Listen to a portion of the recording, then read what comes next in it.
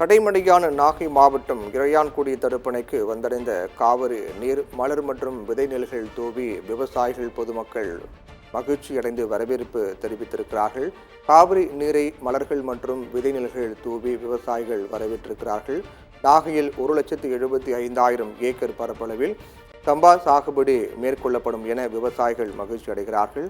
இந்த தண்ணீரை நம்பி கிட்டத்தட்ட லட்சக்கணக்கான ஏக்கர் விவசாய நிலங்கள் பாசன வசதி பெறுவதற்காக எதிர்பார்க்கப்பட்ட நிலையில் தண்ணீர் வந்தடைந்ததை அடுத்து விவசாயிகள் மலர்களை தூவியும் விதைநீர் தூவியும் தண்ணீருக்கு வரவேற்பு தெரிவித்து வணங்கினார்கள்.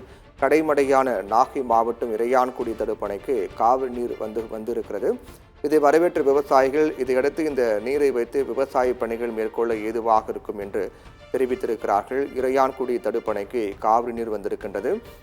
காவிரி நீர்பிடிப்பு பகுதியில் பெய்து வரக்கூடிய மழை காரணமாக பல்வேறு அணைகள் நிரம்பி கர்நாடகா அதே போன்று தமிழகத்தில் மேட்டூர் அணை உள்ளிட்ட அணைகள் நிரம்பிய காரணத்தால் மேலும் வரக்கூடிய தண்ணீர் என்பது ஒட்டுமொத்தமாக உபரி நீராக வெளியேற்றப்பட்டு வருகிறது. அப்படி வெளியேற்றப்பட்டு வரக்கூடிய உபரி நீர் பொறுத்தவரையில் கடைசி வரையிலும் கடைமடை வரை செல்லக்கூடிய வகையில் அனைத்து ஏற்பாடுகளும் செய்யப்பட்டிருப்பதாக தெரிவிக்கப்பட்ட நிலையில் காவிரி ஆற்றிலிருந்து வரக்கூடிய நீரானது கடைமடையான நாகை மாவட்டம் இறையான்குடிக்கு வந்திருக்கின்றது.